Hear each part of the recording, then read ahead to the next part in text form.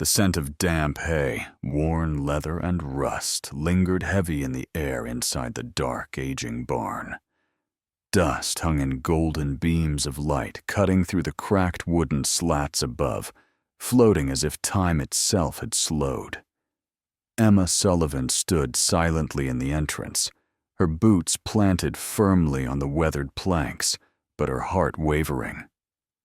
At the far end of the stall, separated from the rest of the world, stood the animal broad-shouldered, dark-eyed, and completely still. Shadow, a name spoken more in fear than in reverence. They said he was cursed, dangerous, unbreakable. Men had tried to ride him, calm him, tame him. None succeeded. Some were thrown. One was nearly killed. There was something in the horse's eyes that unsettled people. Something human. Something knowing. Emma didn't flinch. She hadn't returned to this ranch after all these years just to listen to fear. Shadow was the last living link to her father, Robert Sullivan, who vanished 20 years ago without a trace. Walter Jenkins, the ranch foreman, stood just behind her, weathered stiff but always watching. His jaw was set, but there was worry behind his gaze. At 68, he'd seen more than most in these Montana hills, and he knew trouble when he saw it. "You don't have to do this, Emma," he said quietly, almost like a father would. She didn't answer. Her eyes never left the horse. This land still echoed with the ghosts of her childhood, and her mother, Eleanor, always spoke of bonds that couldn't be broken, especially the ones between Sullivans and horses. Shadow wasn't just a beast. He was part of a memory she had long buried. Emma stepped into the pen, slowly, purposefully. Shadow shifted, exhaling hard through flared nostrils. His muscles coiled like springs ready to strike, but he didn't. The cowboys watching from the fence didn't dare speak. Sam Mitchell, the youngest of them, still walked with a slight limp from his encounter with Shadow the year before. Emma dropped to one knee in the dirt. Her hand, trembling slightly, reached out. The space between them felt like 100 miles. Then suddenly nothing at all. Her fingers brushed his muzzle. He didn't move. His shoulders dropped, tension easing. Their eyes met. And in that moment, the barn, the ranch, the world, all of it disappeared. In her mind, Emma saw flashes, a golden field, a man's voice laughing her own scream. The images came and went like smoke. She gasped, but held her ground. And still, Shadow didn't look away. Then, like a whisper rising from her own chest, a voice filled her mind. "Do you remember now?" And with those words, something inside her broke wide open. Emma stepped back slowly, her hand still tingling from the touch. Shadow lowered his head as if in reverence, a creature transformed. The barn remained silent, thick with disbelief. No one spoke. No one dared. Walter leaned on the fence, his fingers gripping the wood tighter than he realized. He'd seen a lot in 68 years, but nothing like that. That horse had never allowed anyone within reach, not since Robert vanished. "What the hell just happened?" murmured Sam Mitchell, the youngest of the ranch hands, barely more than a boy. He had been thrown by Shadow the year before and still walked with a slight limp. Walter didn't answer. Neither did Emma. She was still inside the moment, caught between what she saw and what she felt. That voice, those words, they weren't imagined. They came from somewhere real, somewhere buried deep. She hadn't stepped foot on this land in almost 2 decades. After Robert's disappearance, Eleanor took Emma and left this life behind, fleeing to the city with more grief than luggage. Emma had never asked why. She was a child, and children didn't question pain. They just carried it. But standing here now, with dust in her lungs, and a ghost whispering through a horse's eyes, she realized she knew less about her father than she ever allowed herself to admit. Walter approached the stall cautiously, eyes fixed on Shadow, but he spoke to Emma. "That horse never let anyone near him, not even your father. You did something different." His voice wasn't accusatory. It was curious, afraid even. Emma didn't respond right away. She was staring at Shadow's flank, where the light from a cracked plank revealed something carved into the hide. Old faint, but still visible. A symbol, a letter, maybe a brand she didn't recognize. Her breath caught in her throat. "Walter, was he branded here?" she asked, pointing. Walter followed her gaze and his expression darkened. He stepped back, suddenly uneasy. "No," he said slowly. "That wasn't there before." The tension in the room shifted. Sam took a step closer, eyes narrowing. "Looks like a mark not one I've seen on any ranch around here," he said, his young voice carrying an edge of worry now. Emma traced the shape with her fingers through the air without touching. Something about it pulled at her, like a memory refusing to surface. And then, just as the sun slipped behind the barn, Shadow let out a low, rattling breath, more like a sigh than a snort. His eyes met hers again, and this time what she saw in them wasn't just pain. It was a warning. That night, Emma stayed in the old ranch house, the one she'd sworn never to return to.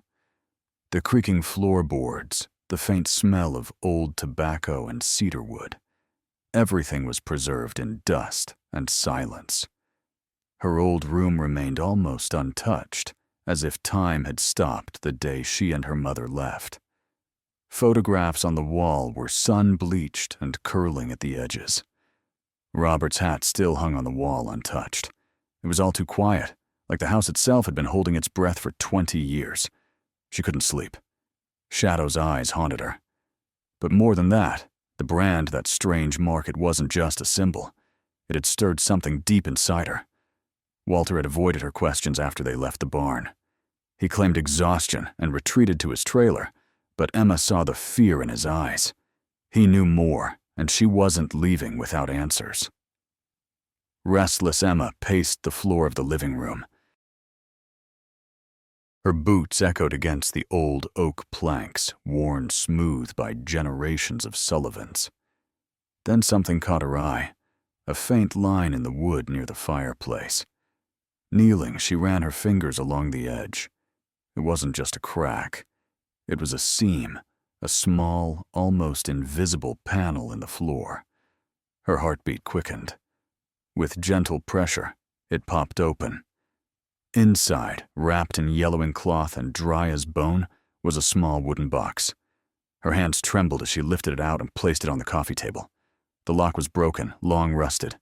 Inside, she found papers, letters, folded maps, and a faded photograph. In the photo stood Robert Sullivan, maybe 10 years younger than when he disappeared. He was holding the reins of a horse. Not just any horse, Shadow unmistakably, but younger, unscarred. Her hands shook as she unfolded the top letter. The handwriting was Robert's. She would never forget it. Tight, slanted, deliberate. The letter was dated 3 months before his disappearance. The words were brief, panicked. "If something happens to me, don't trust the brand. It wasn't mine. He's more than a horse. He remembers." Emma dropped the page like it had burned her fingers. The room suddenly felt colder. Her father hadn't just vanished. He'd been running from something, and Shadow had been with him at the end. She looked back toward the barn through the window, now swallowed by night. Whatever her father had been afraid of, it was still out there, and it knew she was back. The next morning brought a heavy fog that settled low over the fields, muffling every sound except the crows in the trees. Emma stood on the porch with Robert's old flannel shirt draped over her shoulders, her coffee untouched in her hand. She hadn't slept. The letter kept replaying in her mind. He remembers. What did her father mean? How could a horse remember something that even she had forgotten? Just after sunrise, Walter drove into town for supplies. That left the ranch quiet still. Emma took the chance to revisit the box. She hadn't noticed the name scrolled on one of the maps the night before. Martha Coleman, written in her father's hand. It was underlined twice.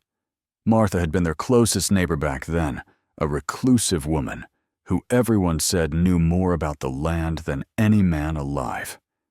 Emma hadn't seen her since she was a little girl, but the name triggered something.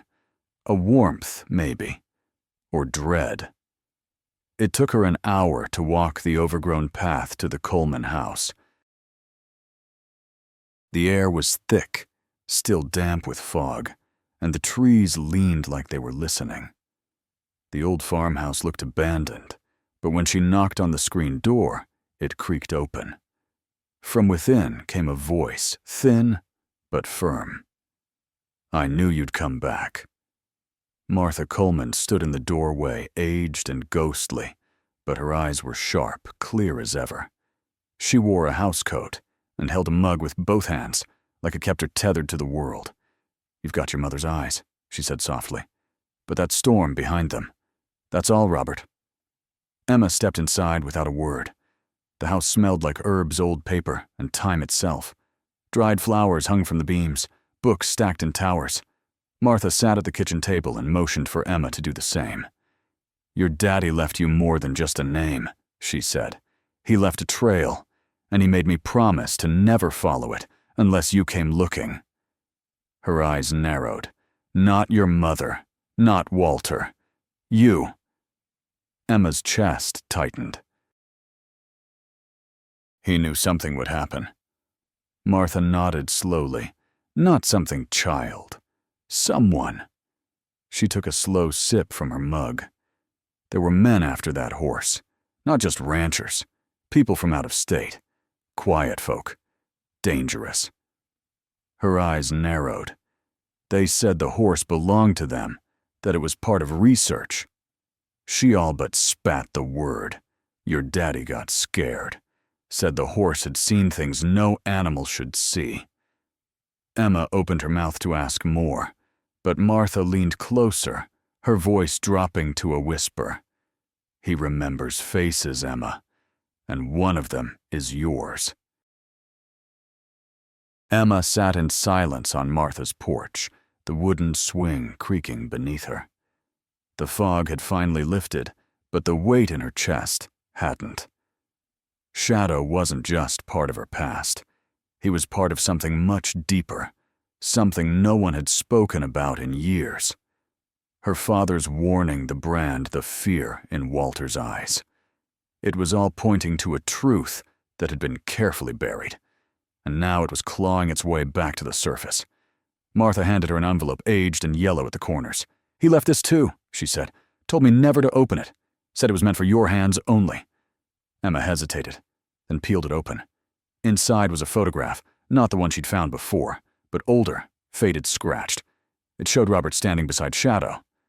But this time there was someone else in the photo, a man in a long coat wearing a wide-brimmed hat. His face was turned slightly, but even blurred by time, Emma felt a jolt in her spine. She had seen that man before, not in real life, in a dream, or maybe a memory. His presence had haunted her as a child. She could never explain it to Eleanor, who always dismissed her fears as nightmares. But it wasn't fear she felt now. It was recognition. Emma turned the photo over, written in her father's handwriting. "Gregory Maxwell. If he finds you, run." Martha noticed her expression change. "You remember him?"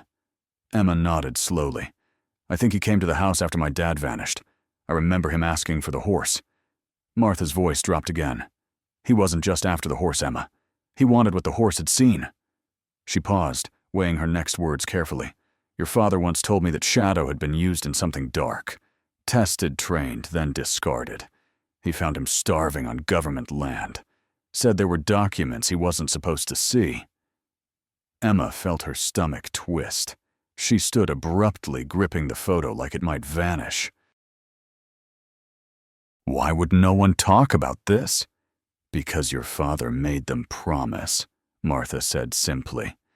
"He thought he could protect you by hiding the truth." She looked out across the fields. "But that truth has teeth, Emma, and it's been waiting for you." Back at the ranch, Walter's truck was back in the driveway. but something felt wrong. The front door was open. Emma stepped inside, calling his name. Silence. Then, from the barn, Shadow let out a sound she'd never heard before. Not a neigh, a scream. Emma ran toward the barn, her boots pounding against the dirt heart, thudding in her chest like a war drum. Shadow's cry still echoed in her ears. Wild, desperate, not like anything she'd heard before. Not from a horse. It was too human. As she reached the doors, she slowed, afraid of what might be waiting behind them. Her hand hovered near the latch. The silence that followed was worse than the scream. She pushed the doors open.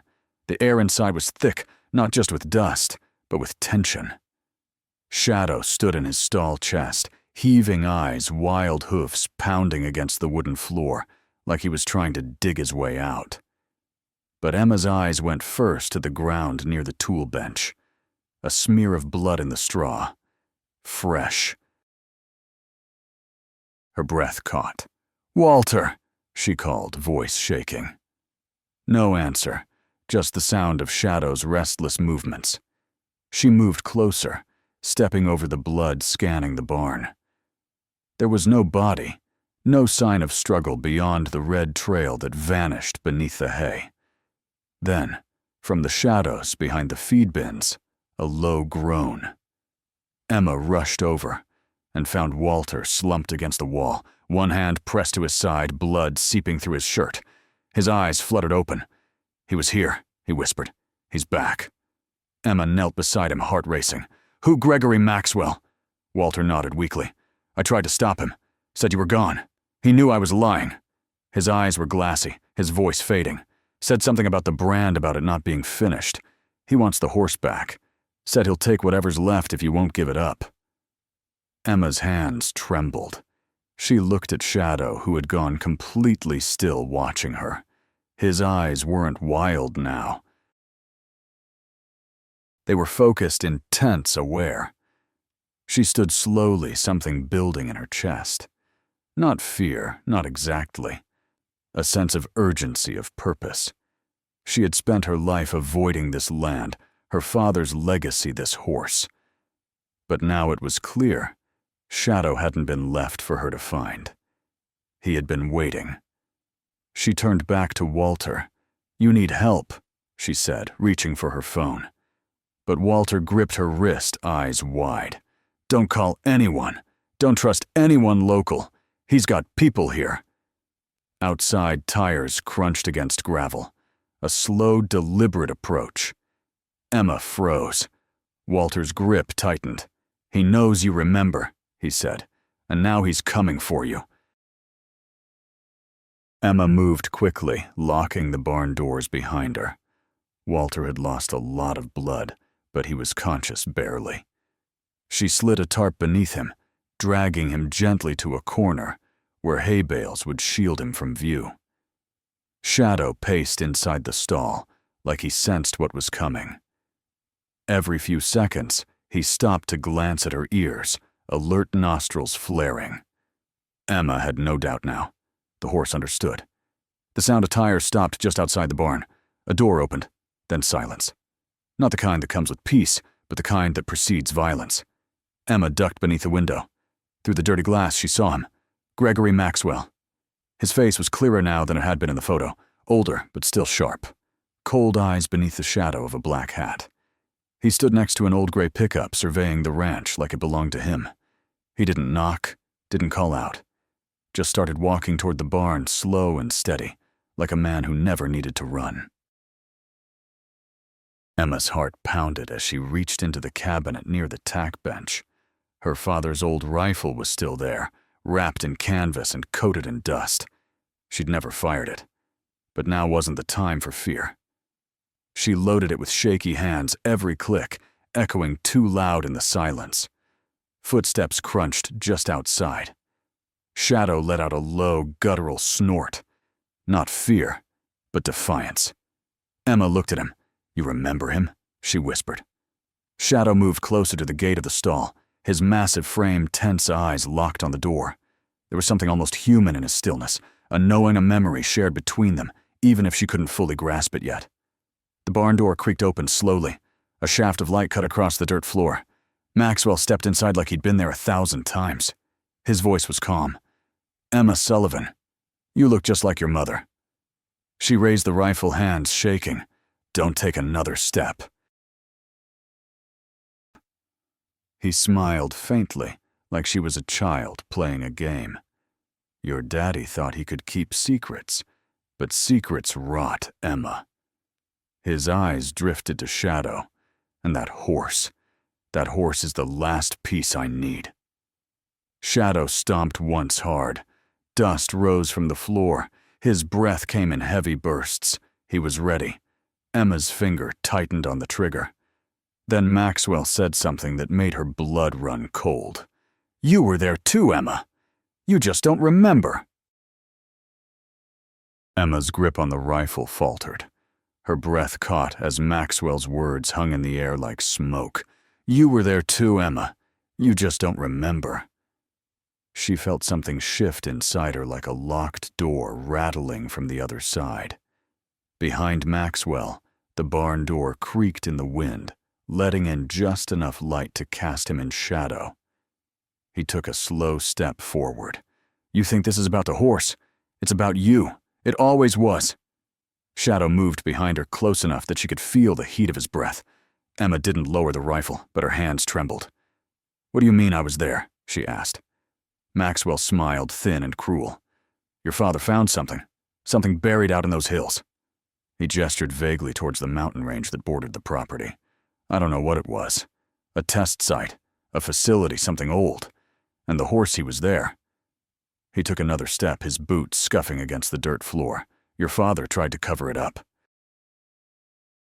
Said you were too young to understand." Emma's mind swirled. Flashes of memory, half-formed images long dismissed as dreams rushed back.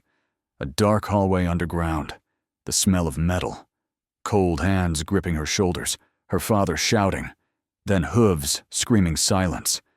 It wasn't just trauma. It was real. She had been there, and her father had erased it. Or tried to. "He drugged you," Maxwell said softly, his tone almost pitying. "Erased it all. He thought he was protecting you." His eyes never left hers. Maybe he was. But memory has a way of coming back, especially when the horse is still here. He took another step forward, and now he's unlocking it in you. Emma's heart pounded. She backed up slightly, bumping into Shadow's chest. The horse didn't move. He was like a wall behind her solid, steady present. The image from the photograph came back to her now with clarity. Maxwell's hand on the reins. Robert's face tense with fear. They weren't partners. They were enemies. Walter groaned from behind the hay bales. The sound snapped Emma back to the present. "You need to leave," she said, steadying the rifle. "Now." Maxwell's smile faded. His voice hardened. "That horse is government property. And if you think you can hide him, or what's inside your head, you're wrong." Emma's eyes narrowed. "He's not property. He's a witness." Maxwell stepped forward, raising a hand slowly, not in surrender but in warning. And then Shadow reared up behind Emma, letting out a scream that shook the walls. Shadow's hooves crashed against the dirt floor as he reared, his scream cutting through the barn like a blade. Emma didn't move. She stood firm beneath him, shielded by the force of something ancient and raw. Maxwell stumbled back, hand going to his coat. Emma saw the flash of metal just as Shadow landed the earth beneath them, trembling. "Put it down!" she shouted, leveling the rifle. But Maxwell's eyes were locked on the horse, not on her. "This isn't about you, girl," he hissed. "That animal carries classified memory data patterns, trauma neural mapping. He's not just remembering, he's recording." Emma's breath caught. Everything made sense now. The brand, the voice inside her head, her father's desperate warnings. Shadow had been part of something engineered and broken. But instead of dying, he remembered and protected. Walter groaned again from behind the hay. "He's not yours," Emma said, stepping sideways, blocking Shadow from Maxwell's aim. "And whatever was done to him to me ends here." Shadow pawed the ground muscles, twitching breath flaring from his nostrils like smoke. There was no more fear in him, only fury, loyalty recognition. Maxwell's expression shifted, not fear, but calculation. "Then we end it," he muttered. He raised the gun. Emma didn't have time to think. The rifle in her hands was heavy, unfamiliar, but instinct took over. She fired. The shot missed, striking the barn beam just above Maxwell's head. He ducked and stumbled, and in the same breath, Shadow charged. Wood cracked. Dust exploded. The stall door shattered under the weight of 200 pounds of vengeance. Maxwell barely had time to turn. Shadow struck him full in the chest, sending him flying backward into the wall. The sound of impact was brutal. Final. He crumpled to the floor motionless. Emma stood frozen, the rifle shaking in her hands. The dust hung in the air like fog after a storm. Shadow stood over Maxwell's body sides, heaving wild eyes locked on the man who had haunted both of them for decades. Then silence. Walter groaned again, louder this time. Emma ran to him, dropping the rifle. He was conscious, pale, but alive. "You all right?" she asked. Walter gave a faint nod, his eyes drifting past her to Shadow. "He saved you," he whispered.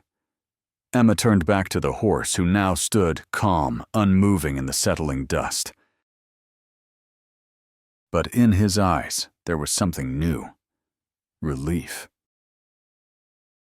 The sheriff arrived just before dawn. Emma had already called from Walter's landline once she was sure Maxwell wouldn't be getting back up. They took her statement quietly, without disbelief. Walter confirmed every word from his hospital bed, the emergency room staff working on his stab wound as he spoke. The story that was written in shadows and silence for 2 decades finally found light. Shadow stood tied outside the barn and calm, watchful. No one dared approach him. They didn't need to. Somehow, they understood. Maxwell was still alive, barely. The paramedics had worked on him for nearly an hour before deeming him stable enough to transport. The official report listed his injuries as the result of self-defense. No one asked too many questions. Maybe they sensed this was bigger than it looked. Emma wasn't sure how much to say about the experiments, the memories, the facility her father had found, but Martha helped her navigate that part. She knew what to keep buried and what to finally let go. 3 days later, Emma stood by her father's grave, a fresh headstone laid next to Eleanor's. It simply read, "Robert Sullivan. He kept the promise." The box of letters rested beneath the soil. She didn't need them anymore. The truth wasn't in the words. It was in Shadow, and in the parts of her that had finally come back. "You did what you could," she whispered, her voice soft in the wind. "I remember now." Walter, now recovering, handed her something wrapped in a weathered leather pouch. Her father's journal, the one no one had been able to find. Inside were sketches, maps, pages written in rushed, fearful ink. But what stood out wasn't what he wrote about the program, or the horse. It was what he wrote about her. "Emma is stronger than she knows. I see the same fire in her that Shadow carries. If they find each other, they'll survive anything." Back at the barn, Emma let Shadow roam free for the first time. The stall door creaked open and the morning light spilled across the hay. He stepped forward slowly, then walked past her, not away, but beside her. She didn't need reins, didn't need to lead him. They moved together like 2 parts of something once broken whole again. As they reached the crest of the hill behind the ranch, the wind picked up. Emma turned to look back at the land, her father's land. Her land now. For the first time in years, she felt still. Shadow nudged her shoulder gently, then lifted his head toward the horizon. They didn't speak.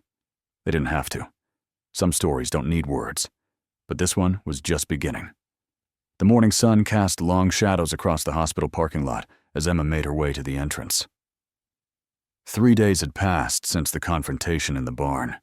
3 days of question statements and sideways glances from townsfolk who'd known her family name for generations but couldn't remember her face. Walter was recovering in room 212, the stab wound in his side thankfully missing any vital organs. The doctors said he was lucky. Emma knew better. In her family, luck had never been part of the equation. She found him sitting up in bed, thumbing through an old fishing magazine, his weathered face brightening when he saw her. The monitors beside him beeped steadily, a reassuring rhythm in the sterile quiet. "You look better," she said, setting a thermos of coffee on his bedside table. Real coffee, not the watered-down brew the hospital served. Walter grunted his appreciation. "They're saying I can go home tomorrow." He set the magazine aside. "What about Maxwell?" Emma took a seat in the vinyl chair beside the bed. "Still unconscious. They've got him under guard at county." She lowered her voice. "The sheriff found ID on him. All fake. He doesn't exist in any database they can access." Walter nodded, not surprised. And Shadow, calm, different. Emma stared out the window at the mountains in the distance, like he's waiting for something else to happen. "It will," Walter said quietly. "Men like Maxwell don't work alone." Emma knew he was right. The weight of it pressed on her shoulders. "I've been going through my father's journal," she said. "There's more to this than I thought." Walter looked down at his hands folded across the thin hospital blanket. "Your father was a good man, Emma. But he saw things he shouldn't have. Did things too, before he realized what was happening." "What things, Walter?" Emma leaned forward, her voice steady. "I need to know everything now." The old man sighed, lines deepening around his eyes. "Your father was military before he bought the ranch. Special operations. The quiet kind. He never talked about it much. But sometimes after a few drinks, he'd let things slip. About government projects. Things they were working on. Projects like Shadow." Walter nodded slowly. "They called it Project Echo. Using animals as recording devices, I guess you'd call it. Training them to memorize faces, locations, conversations. Better than any technology because who suspects an animal?" He shook his head. "Robert was part of it, until he wasn't. Said it crossed lines he couldn't cross. Then he found Shadow half dead, abandoned when the project moved locations." "And me?" Emma asked the question that had been burning in her since Maxwell's revelation. "How was I involved?" Walter looked at her with sorrow in his eyes. "That I don't know exactly. Only that about a year before Robert disappeared, he took you on what he called a camping trip. 3 days. When you came back, you were different. Nightmares. Talking about underground rooms. Your mother wanted to take you to a doctor, but Robert wouldn't allow it. Said it would pass." "And it did," Emma whispered. "I forgot everything." "He wanted you to forget," Walter said. "He thought he was protecting you." Emma stood abruptly. "He should have told me the truth." "Maybe." Walter reached for her hand. His skin felt paper thin against hers. "But truth is a burden, Emma. He wanted to carry it for you." Emma squeezed his hand gently. "Well, now it's mine to carry, and I'm not running from it." The county sheriff's office was a single-story brick building that looked more like a rural post office than a law enforcement headquarters. Sheriff Tom Wilson had been in charge for nearly 30 years. He'd been a deputy when Robert disappeared, and Emma remembered him bringing casseroles to their door. Afterward, his uniform always pressed his expression, always kind. He looked older now, his mustache gone gray, but his eyes were the same sharp, observant, missing nothing. "Miss Sullivan?" he said, rising from behind his desk when she entered. "I was hoping you'd come by." Emma took the seat he offered. "Any change with Maxwell? Still in a coma. Doctors say it could be days or weeks." He studied her face. "That was some hit your horse gave him." "Self-defense," Emma said evenly. "He attacked Walter. He had a gun." "I'm not questioning your statement," Sheriff Wilson said, holding up a hand. "But I am questioning what a man with 4 different IDs in his wallet was doing on your property." Emma hesitated. How much could she say? How much would he believe? She decided on a version of the truth. He knew my father from before. I think he was looking for something my father left behind. Wilson leaned back in his chair. And did he find it? No, Emma said firmly. He didn't. The sheriff nodded, seemingly satisfied for now. Well, his fingerprints aren't in any system I can access. That's unusual in itself. We've reached out to federal agencies, but so far, no one's claiming him. They won't, Emma said. The people he works for don't leave paper trails. Wilson's eyebrows rose. And who might those people be? Emma met his gaze, the same ones my father was running from when he disappeared. A long silence stretched between them. Outside the window, a group of local teenagers walked past, laughing, oblivious to the tension inside. Finally, Wilson sighed and opened a drawer in his desk. I've been waiting 20 years to give this to someone in your family, he said, placing a sealed envelope on the desk between them. Your father gave it to me a week before he vanished. Said if anything happened to him, I should hold on to it until you came asking the right questions. Emma stared at the envelope, her father's handwriting clear on the front. For Emma, when the time comes. How did you know this was the right time? She asked, not reaching for it yet. Wilson's face softened. Because you've got that same look your father had toward the end. Like you've seen behind a curtain you wish it stayed closed. Emma took the envelope, feeling its weight. Thank you. Don't thank me yet, Wilson said, his voice growing serious. Whatever's in there, whatever your father was mixed up in it, might be better left buried, Emma. Some truths don't set you free. They just put a target on your back. Emma stood tucking the envelope into her jacket. That target's been there my whole life, Sheriff. I just didn't know it until now. Back at the ranch, Emma sat on the porch steps, the envelope in her hand still sealed. The afternoon light was fading, casting long shadows across the yard. Shadow grazed peacefully in the distance, free from his stall for the first time in years. He looked up occasionally, checking her position, as if making sure she was still there. Emma traced her father's handwriting with her fingertip.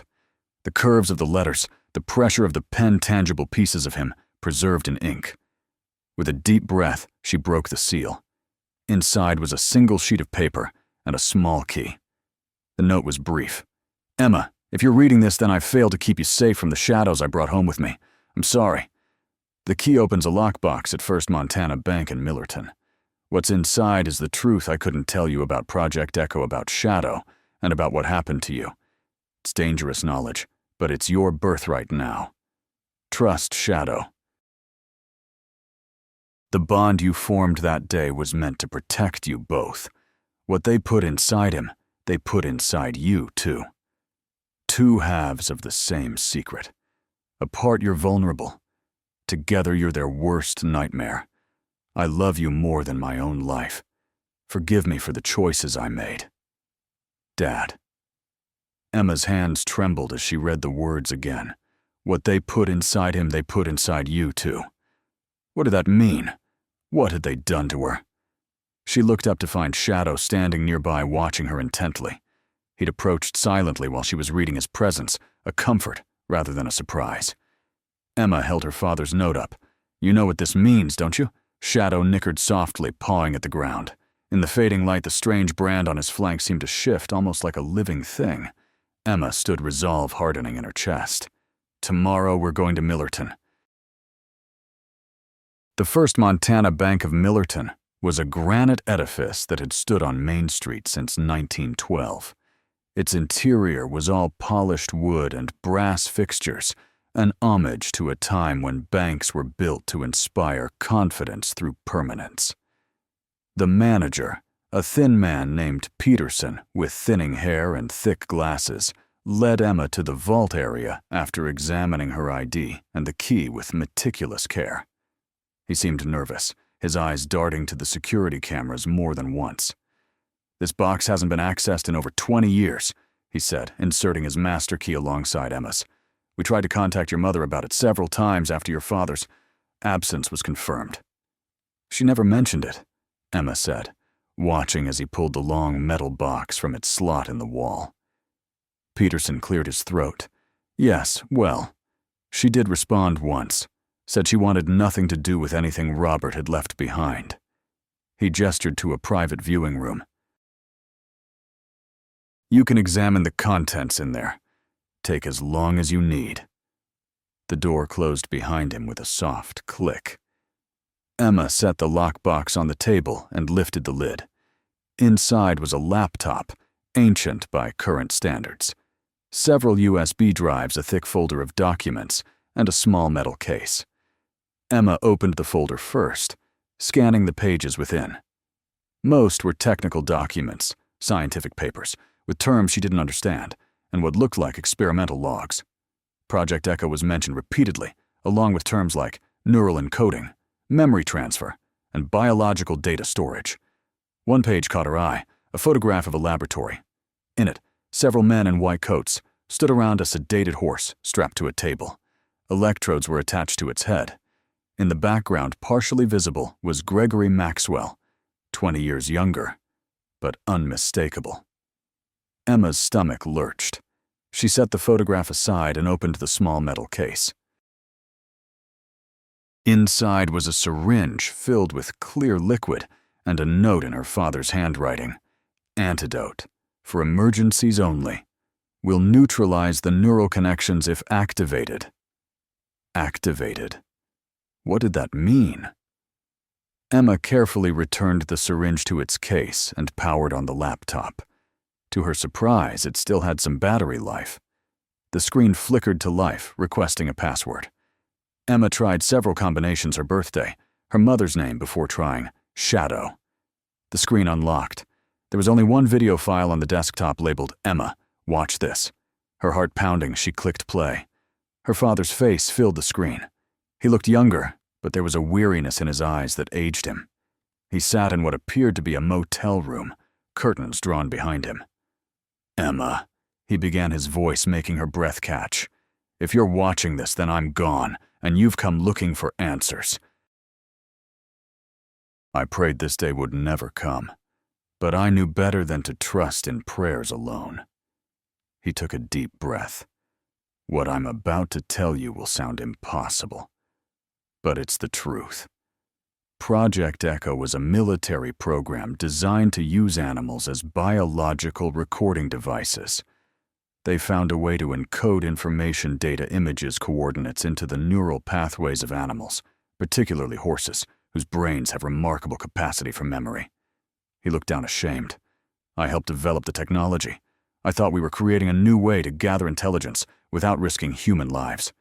But then I discovered they were testing it on people too, prisoners at first. Then, volunteers." His face hardened. "When I threatened to expose them, they took you. Just for a day, they said. A demonstration to show me how safe the procedure was. You were only 8 years old, Emma." Emma's hand covered her mouth, tears welling in her eyes as buried memories stirred. "They encoded half of a decryption key into your neural pathways," Robert continued. "The other half went into Shadow. It was their insurance policy against me going public. As long as you two were separated, the data they'd hidden in classified locations around the world would remain secure. If I talked, they'd eliminate both of you, and their secrets would be safe forever." He leaned closer to the camera. "I took Shadow and ran. I hid him at the ranch while I gathered evidence.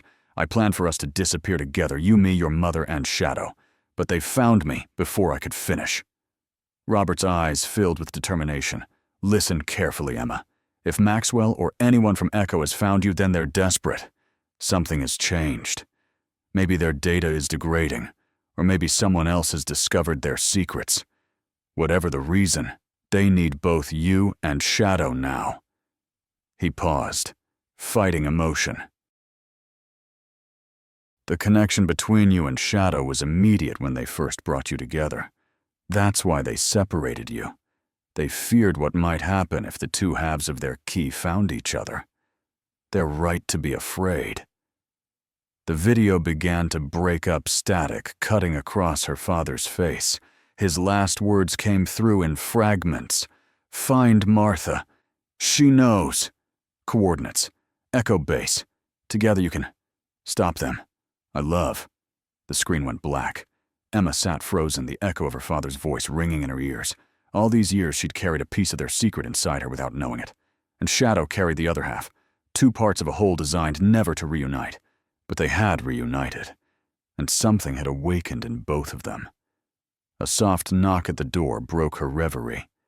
Peterson peered in nervously. "Miss Sullivan, is everything all right?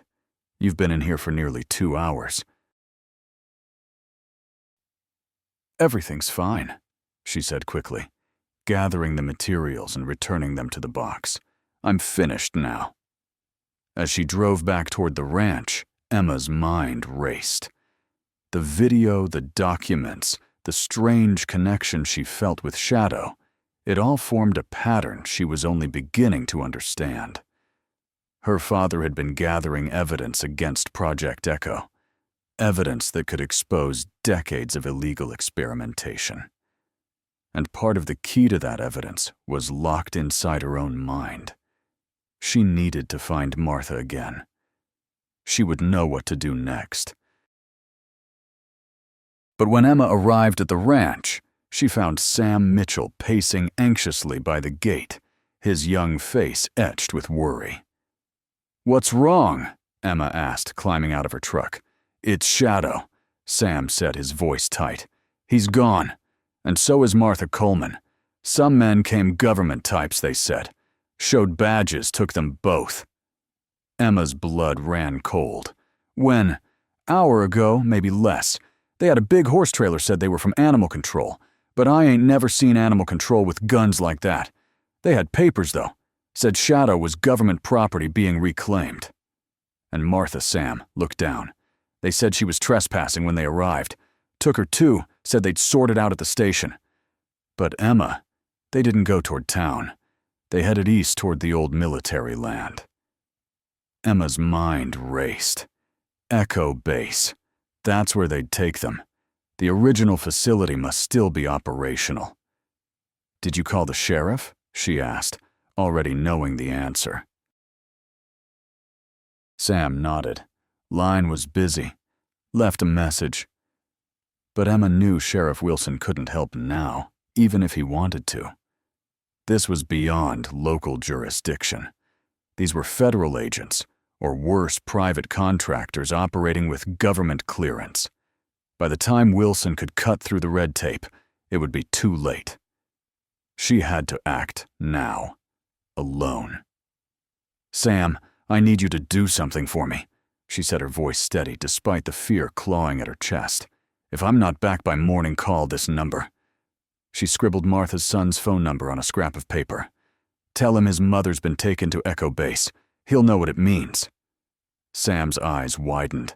"What are you going to do?" Emma was already heading back to her truck. "What my father would have done. Finish what he started." She reached under the seat and pulled out her father's old service pistol, checking that it was loaded. Then she grabbed the small metal case containing the syringe from her bag. "How will you find them?" Sam called as she started the engine. Emma's eyes fixed on the distant mountains where the sun was beginning to set. In her mind, a map was forming not from memory, but from something deeper. Something awakened when she touched Shadow. "I already know where they are," she said softly, more to herself than to Sam. "I've always known." The old access road hadn't been maintained in years. Emma's truck bounced over ruts and washed out sections as she navigated by the fading light. No signs marked the way, but she drove with certainty, following impulses she couldn't explain, but trusted completely. Night had fallen by the time she reached the perimeter fence.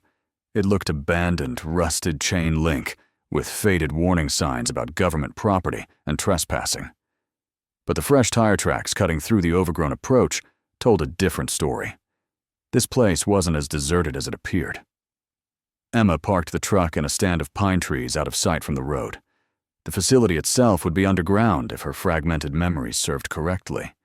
An innocuous entrance, a small building perhaps, or a bunker door, would lead to the vast complex beneath. She moved through the darkness with surprising confidence, her body remembering a path her conscious mind had forgotten. The weight of her father's pistol pressed against her lower back, where she'd tucked it into her jeans. The syringe was safely in her pocket. After 20 minutes of careful navigation, she spotted it, a concrete structure that resembled a maintenance shed set into the side of a small hill. 2 black SUVs were parked nearby, confirming her suspicions. This was it. Echo Base. Emma crouched in the underbrush observing. A single guard stood outside the entrance, rifle slung across his chest. Military posture, but not in uniform. Private security, most likely. She needed a distraction. Looking around, she found a fist-sized rock and threw it far to the left of her position. It crashed through the undergrowth, drawing the guard's attention. As he moved to investigate, Emma circled right, approaching the entrance from his blind side. The door was secured with a keypad. Another fragment of memory surfaced: her father, carrying her punching in a code. Her fingers moved on their own, tapping in a sequence 47390. The lock clicked. Emma slipped inside just as the guard was returning to his post. A narrow hallway led to an elevator. No buttons, just a scanner beside the doors. Emma hesitated, then placed her palm against it, hoping against hope. The scanner flashed green. "Sullivan R. access granted," announced a mechanical voice. The elevator doors opened.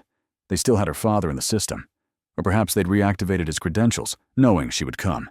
It was a trap, almost certainly. But they had Shadow and Martha. She had no choice. The elevator descended deeper than expected, the digital floor indicator passing B1, B2, B3 before finally stopping at B5. The doors opened onto a sterile corridor bathed in fluorescent light. It was empty. Emma moved cautiously, following signs for large animal containment. Each step brought more memories to the surface, being carried by her father down these same halls, the smell of antiseptic, the sound of hooves on concrete. A scream echoed from somewhere ahead, not human, but equine. Shadow. Emma broke into a run, caution forgotten. The corridor opened into a large laboratory space. In the center, Shadow was restrained on a platform, electrodes attached to his head. Martha was being held in a chair nearby, 2 guards flanking her, and standing over Shadow directing the operation was Gregory Maxwell. Somehow, impossibly, he was awake and mobile, despite the injuries he'd sustained at the ranch. He looked up as Emma burst in a smile spreading across his face. "Right on schedule," he said calmly. "We've been waiting for you, Emma." Emma raised her father's pistol, aiming it squarely at Maxwell's chest. "Let them go." Maxwell didn't even flinch. "Put the gun down, Emma. You know it won't help." He gestured to the guards, who raised their weapons in response. "Besides, we're not the enemy. We're simply securing national assets." "People aren't assets," Emma said, her voice steady despite her racing heart. "Neither are animals." "No." Maxwell stepped away from Shadow, moving toward her. "Then what would you call carriers of classified information? Shadow isn't just a horse, Emma. And you're not just a woman. You're both storage devices created by the finest minds in neural science to safeguard information too sensitive for digital systems." He was buying time, Emma realized. But for what? What information, she demanded, keeping the gun trained on him. "Location coordinates," Maxwell replied, "to sites around the world where certain problematic materials were disposed of. Materials that would be politically inconvenient if discovered." His smile thinned. "Your father helped design the encoding process." Then had an attack of conscience when he learned what it was for. Martha spoke up from her chair. "Tell her the rest, Maxwell. Tell her what happens when the 2 halves of the key come together." Maxwell's expression hardened. Silence, old woman. But Emma understood suddenly. That's why you separated us. Shadow and me. You were afraid of what would happen if we reconnected. Reconnection initiates data degradation, Maxwell admitted. A failsafe your father built into the system. If the two halves of the key remain in contact for too long, the data begins to corrupt. Eventually, it becomes irretrievable. And you need that data, Emma said. Why now, after 20 years? Maxwell's face darkened. Because some of those disposal sites are failing. Containment is breaking down. We need to locate and secure them before catastrophe occurs. He stepped closer. You've had contact with Shadow for several days now. The degradation has already begun.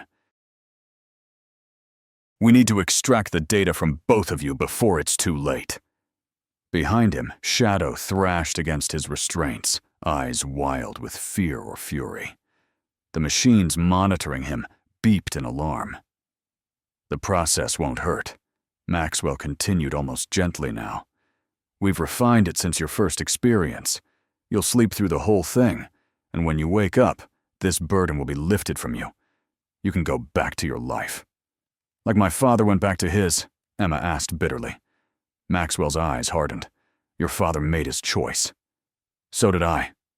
In one fluid motion, Emma shifted her aim and fired not at Maxwell, but at the main power junction on the wall behind him. Sparks exploded as the bullet struck. The lights flickered and died, emergency red lighting flooding the room seconds later. In the confusion, Shadow reared up with newfound strength, breaking his restraints. The guards turned their attention to the panicking horse, momentarily forgetting Martha and Emma. Martha didn't waste the opportunity. Despite her age, she moved with surprising speed, grabbing a nearby fire extinguisher and discharging it toward the guards. White chemical powder filled the air further, disorienting everyone in the room. Emma rushed to Shadow, pulling electrodes from his head. "Run!" she shouted to Martha. "Get to the elevator!" But as Martha moved toward the exit, Maxwell grabbed her arm. "No one's leaving!" he snarled. "This ends now!" Emma drew the syringe from her pocket, her father's last gift, the antidote. It would neutralize the neural connections if activated. In that moment, understanding flooded through her. Activated didn't mean injected. It meant shared. The same way the data would degrade if Shadow and Emma remained connected, the antidote would work if the same substance flowed through both their systems. Emma uncapped the syringe and plunged it into her own arm, depressing the plunger halfway. Then, as Shadow reared beside her, she reached up and emptied the remaining contents into his neck. Maxwell's face contorted with rage. "Do you have any idea what you've done?" He released Martha, lunging toward Emma instead. But he was too late. The effect was immediate and overwhelming. Emma's mind exploded with images, maps, coordinates, faces, documents. Everything her father had hidden, everything Project Echo had buried. Not just the disposal sites, but evidence of the program itself. Names, dates, crimes committed in the name of national security. Shadow reared again, this time with purpose rather than panic. His hooves came down on the equipment around him, destroying the machines that had caused him so much pain. The guards scrambled backward, abandoning any attempt to restrain the massive animal. Through the chaos, Emma locked eyes with Maxwell. "It's over," she said, her voice strangely calm. "Everything's coming out. Every site, every name, every crime. It's all being uploaded right now." Maxwell's face went pale. "Uploaded to where?" Emma smiled. "Everywhere." It was another failsafe her father had built into the system, one final protection if both carriers were ever compromised simultaneously. The data wasn't being destroyed. It was being broadcast, scattered to servers around the world through obsolete channels, still monitored by journalists, watchdog groups, and foreign intelligence services her father had trusted. The ground beneath them shuddered suddenly. Dust fell from the ceiling as a deep rumbling filled the facility. "Self-destruct," Martha said, a grim satisfaction in her voice. "Robert always was thorough." Maxwell's composure finally broke. "You fools! You'll bury us all!" "Not if we leave now," Emma said, mounting Shadow in one fluid motion. The horse seemed to understand perfectly, moving toward Martha and lowering himself enough for Emma to pull the older woman up behind her. As they galloped toward the exit, Maxwell's enraged shouts faded behind them. The facility was waking up around them, alarms blaring, automated systems announcing evacuation protocols. Guards ran through intersecting corridors, too concerned with their own escape to stop the horse and its riders. They reached the elevator, but Emma guided Shadow past it toward an emergency stairwell. "Elevators are too risky during a facility purge," she explained, knowledge coming to her from nowhere and everywhere. The stairs were steep, but Shadow navigated them with impossible grace, as if he'd been trained for exactly this scenario.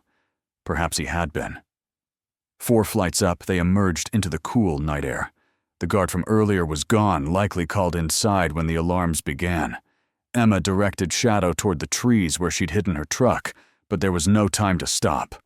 The rumbling beneath their feet was growing stronger. "Keep going," Martha shouted over the noise. Isun. Into the hills.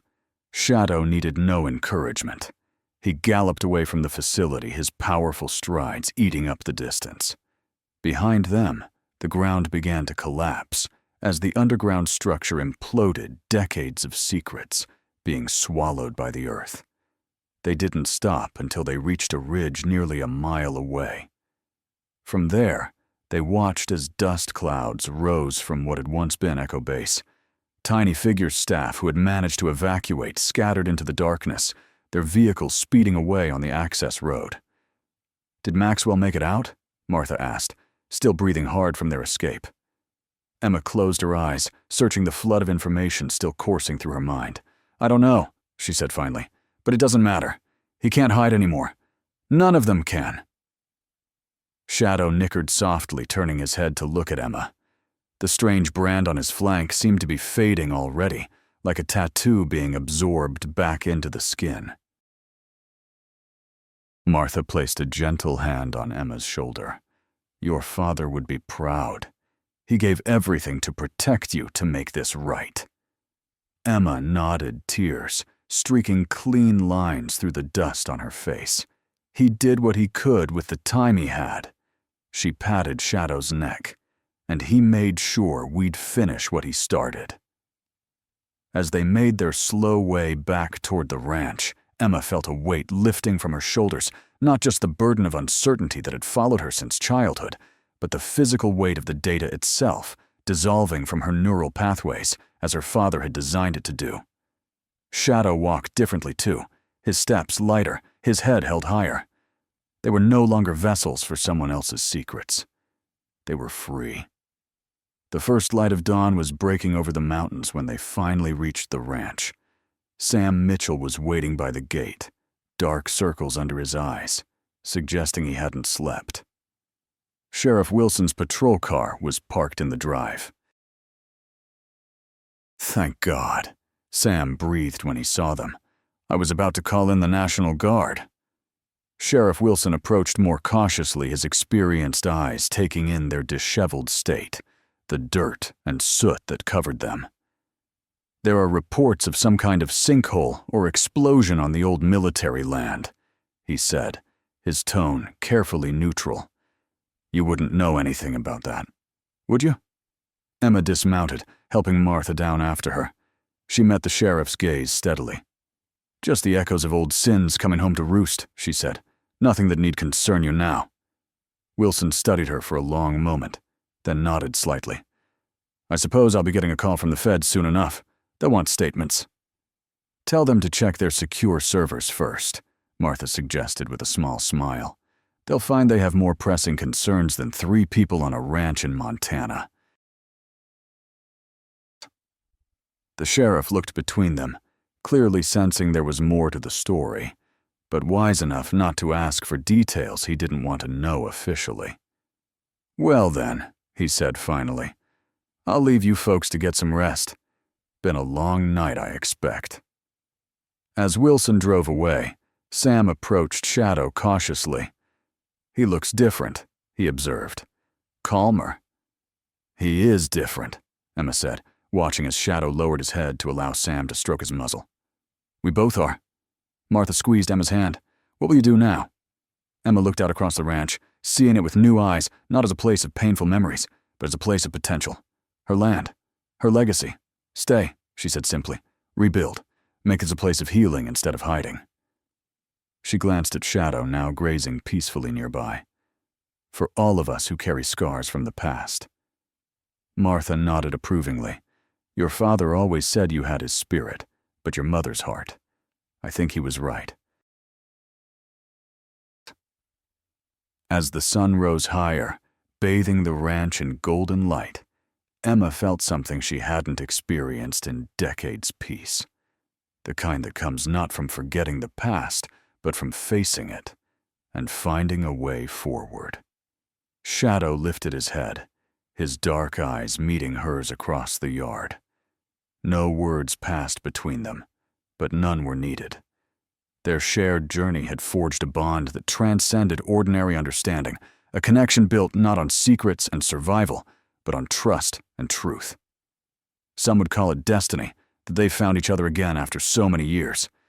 Emma preferred to think of it as a choice to remember, to heal, and to protect each other no matter what came next.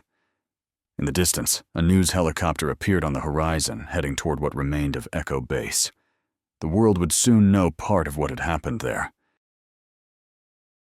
But the full story, the personal cost, the quiet heroism of a father's love, the extraordinary connection between a woman and a horse, once called cursed, that would remain theirs alone. Some truths weren't meant for government files or news reports. They belonged to the heart, passed down through generations, like the land itself, becoming part of who you are. Emma Sullivan had come home to find answers about her father's disappearance. She'd found something far more valuable herself. 3 weeks passed like a slow exhale after a lifetime of held breath. The media storm that followed the collapse of Echo Base had begun to subside, leaving in its wake congressional hearings, resignations, and endless speculation. Emma had given one brief statement to federal investigators, then retreated to the sanctuary of her ranch, turning away all other inquiries with a polite but firm no comment. Some secrets weren't meant to be shared with the world. Some burdens once carried left imprints that words could never quite describe. The early autumn morning was crisp as Emma stood on the porch, coffee mug warming her hands. Across the yard, Walter was supervising Sam as they repaired the barn roof, their friendly bickering carrying on the clear air. Walter's recovery had been remarkable for a man his age. The doctors called it miraculous. Emma knew better. In the meadow beyond, Shadow grazed peacefully with 2 new companions, rescue horses Emma had adopted from a nearby shelter. The black stallion looked up as if sensing her gaze, his eyes meeting hers across the distance. No voices spoke in her mind now. No shared memories flickered between them. The data was gone, dissolved as her father had designed it to. But something remained, a connection deeper than words or memories, a recognition of kindred spirits. Martha's old truck rattled up the drive, breaking the moment. The elderly woman had become a regular visitor since their escape from Echo Base, bringing baked goods, wisdom, and occasionally news from the outside world that Emma had chosen to avoid. "Morning," Martha called, climbing out with surprising agility for someone in her 70s. She carried a newspaper and a covered dish that smelled of cinnamon. "Thought you might want to see this?" Emma accepted the paper with reluctance. The headline made her stomach tighten. Maxwell still at large as Echo hearings continue. "They haven't found him," Emma said, not really a question. Martha shook her head. "Some think he didn't make it out of the facility. Others say he had escape plans in place for years." She followed Emma inside, setting the dish on the kitchen table. "Either way, he's a ghost now. His entire identity has been scrubbed from every government database." Emma poured a cup of coffee for Martha. "And the others, most have been identified." Some arrested, some granted immunity for testimony. Martha settled into a chair with a sigh. Your father's evidence was thorough. The disposal sites are being secured properly now. No more shortcuts, no more cover-ups. Emma nodded relief, mingling with lingering unease. Maxwell's disappearance was an open wound, a story without an ending. But perhaps that was fitting.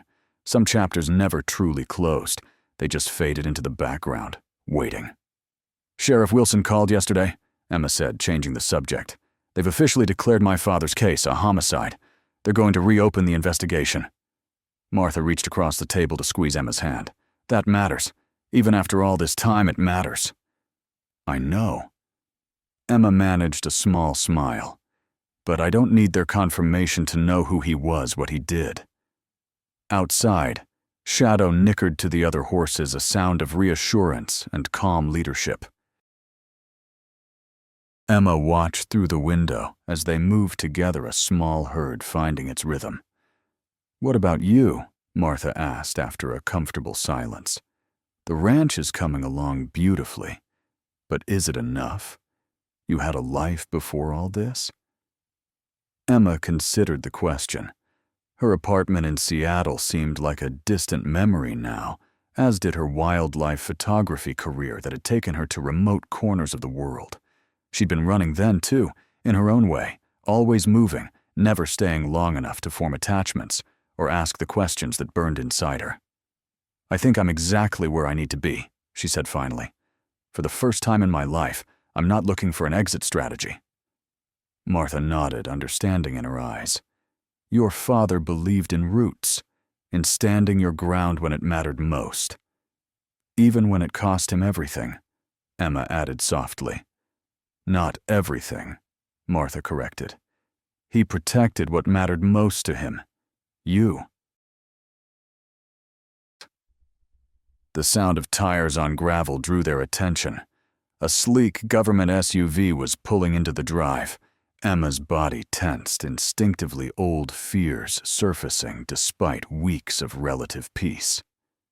Were you expecting company? Martha asked, her own posture straightening. No. Emma moved to the cabinet where she kept her father's pistol, checking that it was loaded before tucking it into the back of her jeans. Some habits were hard to break. They watched as a woman in a charcoal pantsuit emerged from the vehicle. She was middle-aged, with short, silver-streaked hair and the unmistakable bearing of someone accustomed to authority. She surveyed the property with a practiced eye before approaching the house. Emma met her at the door before she could knock. Miss Sullivan, the woman asked, her voice carrying a slight southern accent.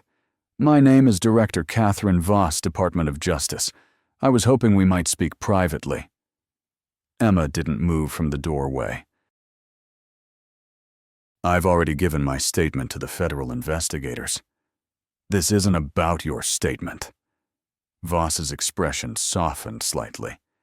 It's about Maxwell. May I come in? After a moment's hesitation, Emma stepped aside. Voss entered, nodding politely to Martha, but clearly recognizing this was not a conversation for extra ears. Mrs. Coleman, I presume? Voss said. Your son speaks highly of you. Martha's eyebrows rose. You know, Daniel, we've worked together on certain matters of national security. Voss turned back to Emma. I won't waste your time with pleasantries, Miss Sullivan. Gregory Maxwell has surfaced. Emma felt her heart rate quicken. Where? Mexico, a small coastal town near Tulum. Voss placed a slim folder on the table.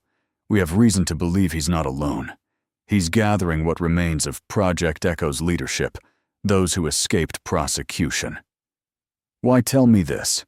Emma asked, not touching the folder. I'm a civilian. Voss studied her for a long moment. Because Maxwell is obsessed with you and that horse. Our intelligence suggests he's planning something reckless. A last attempt to recover what was lost. That's impossible, Emma said firmly. The data is gone. Permanently. Perhaps. Voss didn't sound convinced. But Maxwell was working on Project Echo for decades. If anyone knows its secrets, its fail-safes, its vulnerabilities, it would be him. Martha spoke up. What exactly are you suggesting? Director Voss straightened her already impeccable posture. We want to use Miss Sullivan and Shadow as bait. Draw Maxwell out of hiding into a controlled situation where we can apprehend him. Absolutely not, Emma said immediately. Hear me out, Voss countered. Maxwell will come for you eventually. On his terms when you least expect it. This way, we control the narrative. We keep you safe. The way the government kept my father safe. Emma's voice was sharp with bitter memory. No, thank you. Voss's expression remained neutral. Your father made choices that placed him outside our protection. Choices that, while arguably moral, violated his security clearance and multiple federal laws. He exposed crimes committed by our own government, Emma shot back. Yes. To her surprise, Voss nodded. He did, and some of us are grateful for that, even if we couldn't say so at the time. She leaned forward. I'm not your enemy, Miss Sullivan. I'm trying to finish cleaning up a mess that began long before either of us was involved. Maxwell is the last piece. Emma glanced at Martha, whose expression remained carefully neutral. This was Emma's decision to make. What exactly would this entail? She asked finally. We create a scenario Maxwell can't resist. Perhaps news of a breakthrough with Shadow. Something to suggest the data might be recoverable after all. We leak this information through channels he's monitoring. Voss outlined the plan with practiced efficiency. When he makes his move, we're waiting. And Shadow, how do I know he'll be protected? You'll be with him the entire time. Nothing happens to the horse without your approval. Emma walked to the window, watching Shadow in the distance. He had protected her when it mattered most.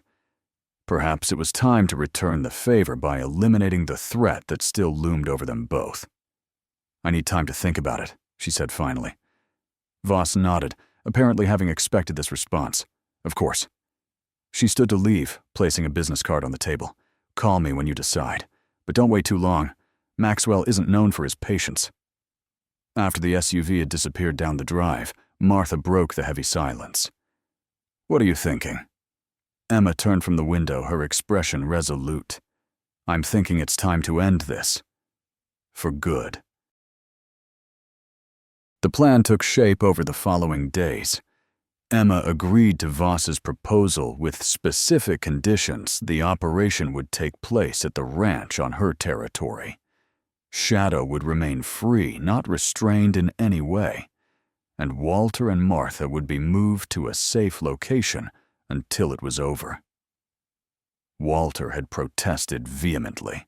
I'm not leaving you to face that snake alone, he'd argued, his weathered face flushed with protective anger. I won't be alone, Emma had replied, glancing toward the federal agents already establishing a perimeter around the property. And I need to know you're safe, Walter. I can't focus if I'm worried about you. In the end, he'd relented, though his departure had been marked by a bone-crushing hug and a gruff warning. You call if anything feels wrong, anything at all. Now, 3 days later, Emma stood in the barn brushing Shadow's coat as the sun began to set. The bait had been laid a carefully crafted story in scientific journals about breakthrough research in neural memory retrieval with specific mention of a Montana case study involving a horse. Voss's team had ensured the information reached Maxwell's known associates. All that remained was to wait. Shadow leaned into the brush strokes, his eyes half closed in contentment. The brand on his flank had faded to near invisibility, just a whisper of the symbol that had once marked him as property. I never thanked you properly, Emma said softly, her hands steady in their rhythmic motion. For saving me that day. For everything. Shadow's ear flicked back, listening. Sometimes Emma still felt he understood every word, data connection or not. We're going to end this, she promised. Then it's just you and me and this land. No more looking over our shoulders. A soft crunch of footsteps announced Director Voss's approach. The woman wore tactical gear now, instead of her suit, though she still managed to look perfectly composed. "It's time to move into position," she said. "Our surveillance picked up movement on the North Access Road. 2 vehicles approaching slowly with lights off." Emma felt a cold certainty settle in her stomach. It's him. Most likely.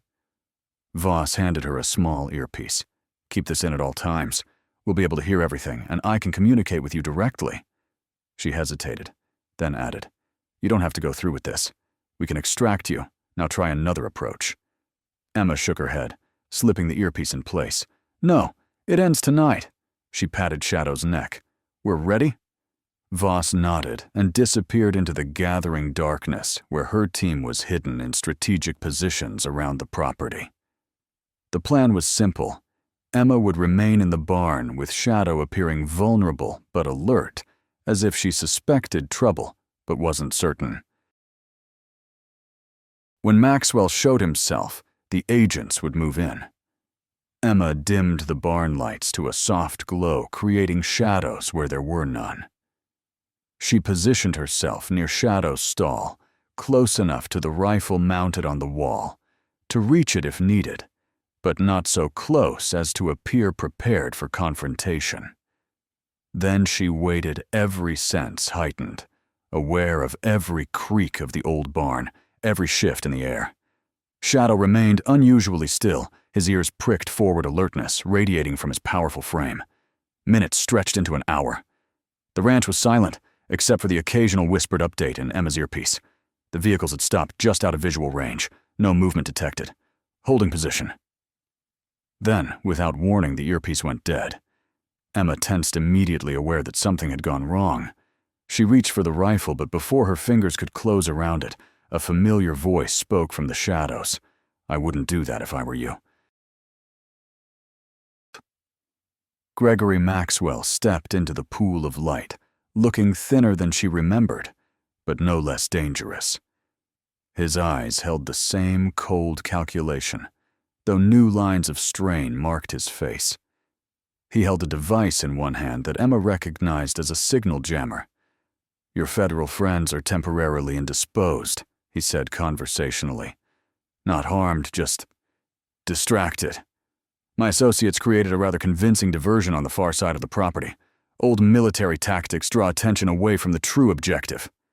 Shadow snorted, aggressively moving forward in his stall, but Maxwell remained just out of reach. "How did you know?" Emma asked, buying time assessing options. Maxwell smiled thinly. "That it was a trap, please. Catherine Voss has been trying to catch me for years. She's good but predictable." He took a step closer. "The question is, why did you agree to it? You must have known I'd see through the ruse." Emma met his gaze steadily. "Because I'm tired of running. Tired of looking over my shoulder. I want this finished." "As do I." Maxwell gestured with a small handgun she hadn't noticed until now. "That's why I'm here. To conclude our business." "The data is gone," Emma said firmly. "My father made sure of it. You have nothing to gain by harming us now." "Harming you?" Maxwell looked genuinely surprised. "Is that what you think I want?" He shook his head slowly. "Emma, if I wanted you dead, you never would have left Echo Base alive." Confusion flickered across Emma's face. "Then what do you want?" "The same thing I've always wanted. The truth." Maxwell leaned against a support beam, keeping the gun trained on her. "Your father didn't tell you everything. The disposal sites were only part of the story. The public story, the one that's been making headlines.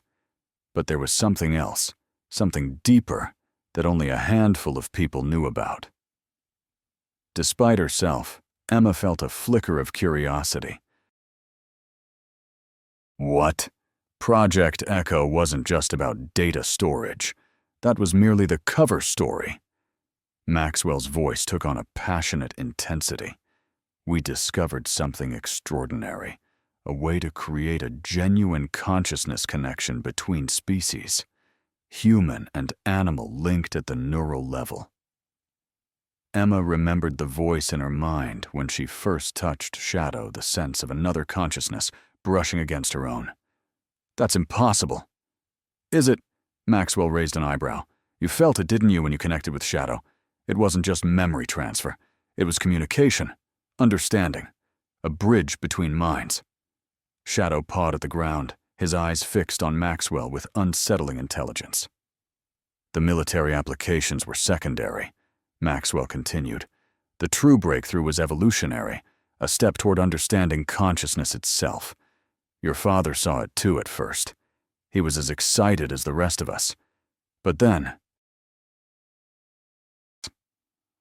then he saw what you were willing to do to achieve it, Emma finished. The people you hurt, the lines you crossed.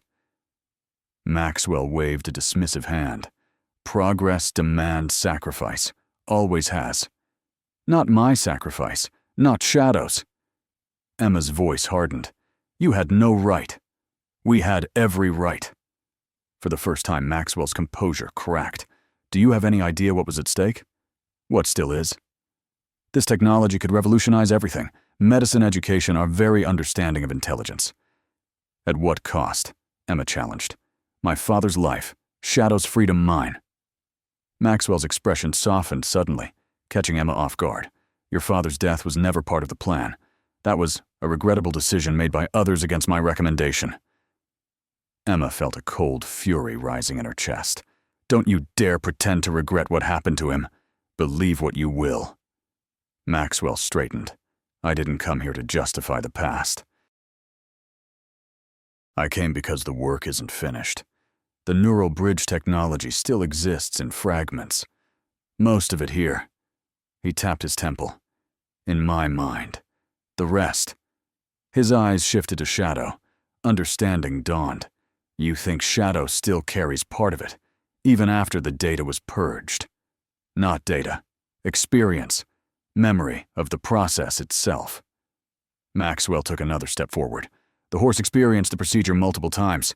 His brain adapted, evolved to accommodate the connection. Those pathways don't just disappear. Emma moved protectively toward Shadow. So what now? You take him back. Dissect him. Nothing so crude. Maxwell's voice softened. I want your help, Emma. Voluntary cooperation. We rebuild the bridge properly this time. No shortcuts, no unwilling subjects. Just scientific inquiry, with appropriate safeguards. Emma stared at him in disbelief. You can't be serious. Entirely. Maxwell lowered the gun slightly. Think about it. The ability to truly communicate with another species. To share thoughts, memories, experiences across the biological divide. It's what humanity has dreamed of since we first domesticated animals. For a brief moment, Emma felt the pull of the idea. The wonder of that connection she'd experienced with Shadow expanded and understood. But then she remembered the fear in her father's voice in the video, the desperate measures he'd taken to protect her and Shadow from this man. No, she said firmly. Whatever you discovered, whatever potential it had, it's tainted by what you did to achieve it. Some knowledge is too dangerous in the wrong hands. And you get to decide whose hands are wrong. Maxwell's voice hardened again. Your father made that mistake. Don't repeat it. My father was right, Emma countered. He understood something you never did. That connection can't be forced or engineered. It has to be earned, built on trust and respect. Noble sentiments. Santu. Maxwell raised the gun again, but ultimately naive. If you won't help willingly, there are alternatives. Before Emma could respond, Shadow let out a piercing neigh, not of fear, but of warning. In the same moment, Emma became aware of movement behind Maxwell. A shadow detached itself from the deeper darkness of the barn's corner. That's quite enough, Gregory.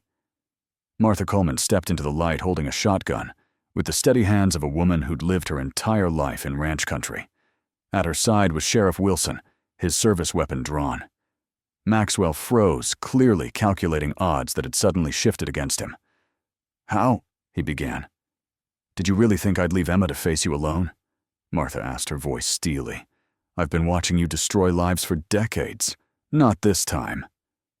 Sheriff Wilson moved forward cautiously. Drop the weapon, Maxwell. It's over. For a tense moment, Emma thought Maxwell might risk a desperate move. But something in Martha's eyes, a certainty, a knowledge of him that went beyond their recent encounters, seemed to reach him. Slowly, he lowered the gun. You were part of it, he said to Martha, realization dawning. From the beginning. That's how Sullivan knew so much. Martha's expression remained impassive. Someone had to keep an eye on monsters like you. Make sure there were limits, even in the shadows. As Wilson handcuffed Maxwell, the barn doors burst open. Director Voss led a team of agents inside, faces tense with the aftermath of realizing they'd been diverted by a false alarm. We lost communication, Voss said, eyes quickly assessing the situation. Are you all right? Emma nodded, moving to Shadow's side, drawing comfort from his solid presence. We're fine. Thanks to Martha. Voss turned to the elderly woman with new respect. Mrs. Coleman, it seems we owe you a debt. You owe me nothing, Martha replied, lowering the shotgun. Just take him away. Far away.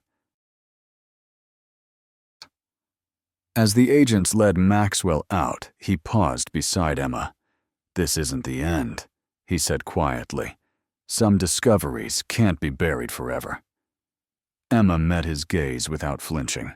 No, but they can be guided by the right hands at the right time. Not yours. Never again yours. Something like genuine regret flickered across his face before the agents escorted him into the night. Emma watched until the vehicles disappeared down the drive, carrying away the man who had haunted her family for decades. Sheriff Wilson approached, holstering his weapon. I got a strange call from Martha about an hour ago. Said I might want to check on things out here off the record. He glanced toward the departing federal agents. Seems she was right. She usually is, Emma said with a small smile. Wilson shook his head, bemused. You Sullivans never did anything the simple way. He tipped his hat. I'll be back tomorrow for a formal statement. Try to stay out of trouble till then. After he left, Emma turned to Martha. You never went to the safe house, did you? Went long enough to convince them I was settled in, then slipped out the back. Martha shrugged.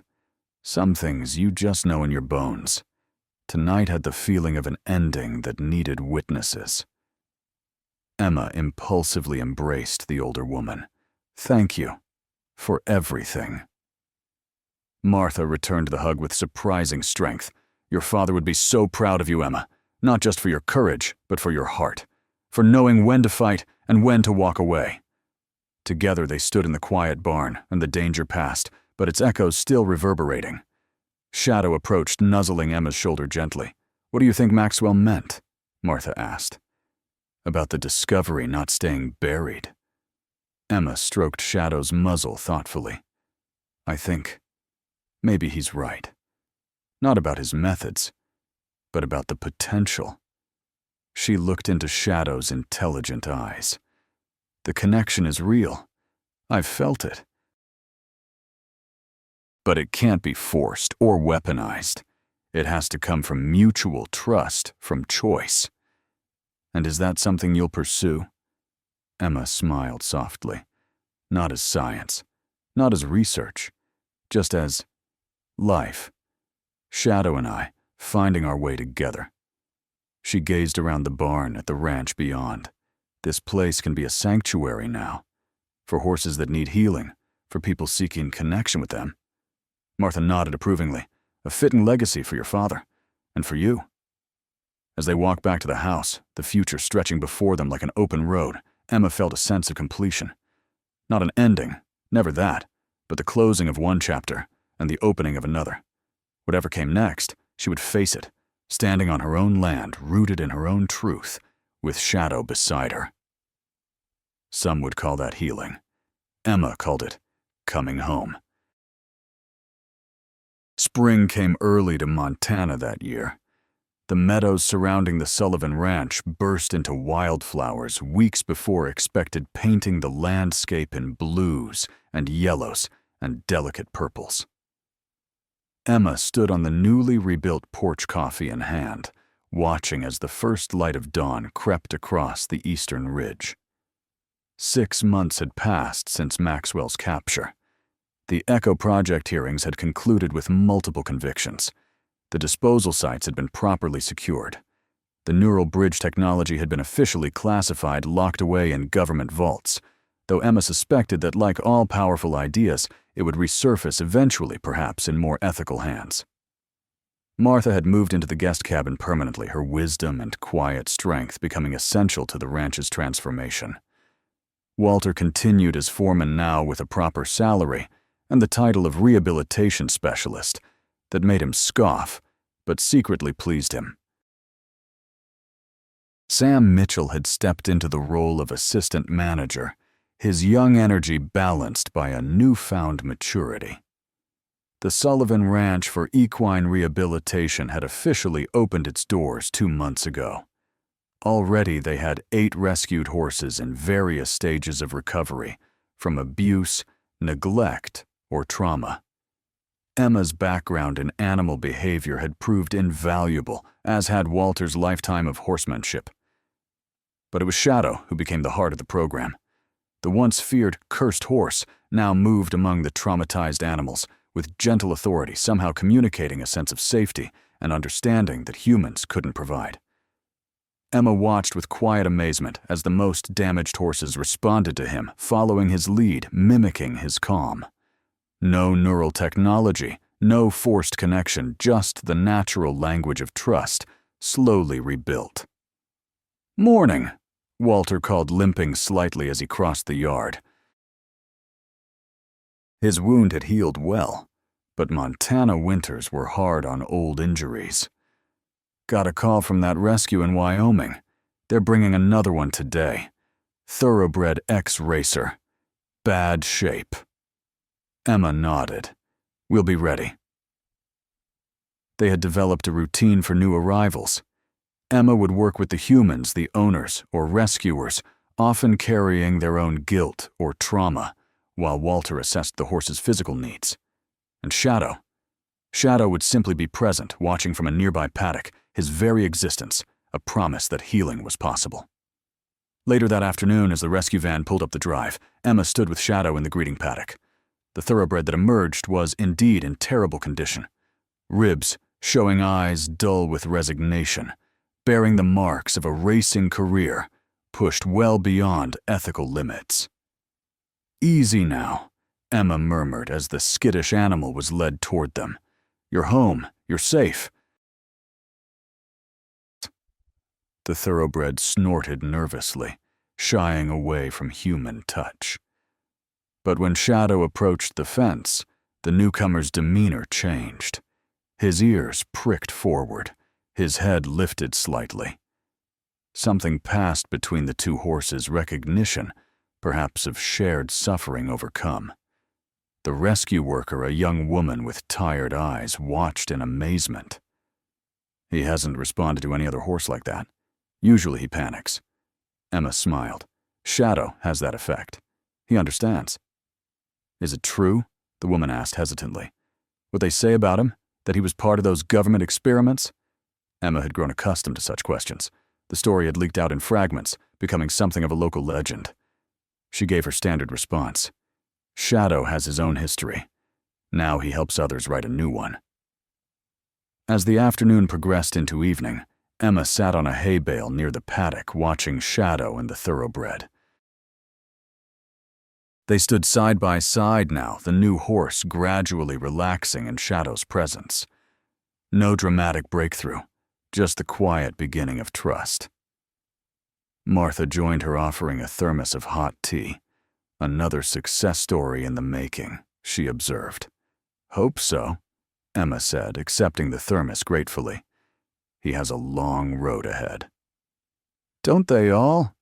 Martha settled beside her with a sigh of contentment. "Your father visited me once, you know, just before everything happened. He told me he had a dream about this place, about what it could become. Not just a ranch, but a sanctuary, a place of healing. Emma looked at her in surprise. He never told me that. He didn't think he'd live to see it. Martha's gaze was distant with memory. He said, "If anything happens to me, Martha, make sure Emma finds her way back here someday. The land needs her as much as she needs it." Tears pricked at Emma's eyes. He knew even then. "He knew you," Martha corrected gently. "Knew your heart."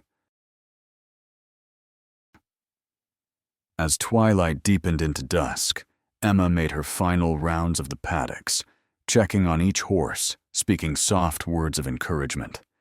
She saved Shadow for last as always. He waited by the fence, a darker shadow against the gathering night. When she reached him, he lowered his head to her shoulder in a gesture that had become their private greeting. No voices spoke in her mind. No memories flashed between them. The neural bridge that Project Echo had forced upon them was long gone. But something else remained. Something purer and more profound. A connection built not on science, but on shared survival, on mutual protection, on choice. Emma wrapped her arms around his powerful neck, feeling the steady rhythm of his breath, the solid reality of his presence. "We made it," she whispered. In the distance, the lights of the ranch house glowed warm against the darkening landscape. Martha and Walter would be waiting with dinner, with conversation with the simple comfort of family found, rather than born. The rescued horses would be settling into their first night of many in a place where pain was not the expected outcome. And here, in this moment between day and night, Emma Sullivan stood rooted on her father's land, her land now with the horse they called cursed, both of them transformed by a journey neither could have imagined. Some called it miracle, some called it justice. Emma, with her arms around Shadow's neck and her heart finally at peace, called it simply home. After all, isn't that what every great journey is ultimately seeking? Not escape, but return. Not discovery, but recognition. The place where you are fully known, fully accepted, fully yourself. Shadow lifted his head to the star-strewn sky, and Emma looked up with him. The same stars had witnessed their separation, their suffering, their reunion. Now they witnessed this new beginning, this sanctuary built from the ashes of secrets and fear. "Time to go in," Emma said softly, giving Shadow a final pat. "Tomorrow's another day." As she walked toward the warm lights of home, Shadow watched her go. Then, with the dignity of a creature who had survived the worst of human ambition and found the best of human compassion, he turned and moved deeper into the pasture, a guardian now rather than a prisoner free under the vast Montana sky. They had called him cursed once. Now they called him blessed. And that made all the difference.